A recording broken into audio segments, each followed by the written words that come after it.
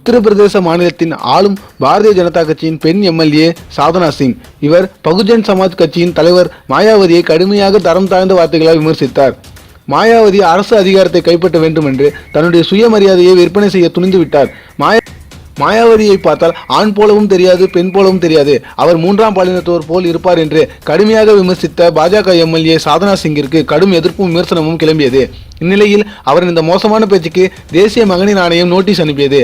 இந்நிலையில் அவர் வாய் தவறி தெரியாமல் பேசிவிட்டேன் என்று தெரிவித்தார்.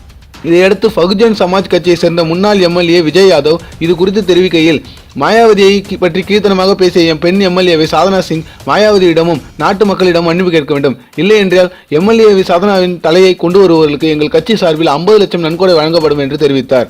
இந்த வீடியோ பற்றிய கருத்துக்களை நீங்கள் காமெண்ட்ஸில் கமெண்ட் பண்ணுங்க. இந்த வீடியோ பிடிச்சிருந்தா லைக் பண்ணுங்க, ஷேர் பண்ணுங்க, மேலும் இந்த சேனலுக்கு சப்ஸ்கிரைப் பண்ணுங்க.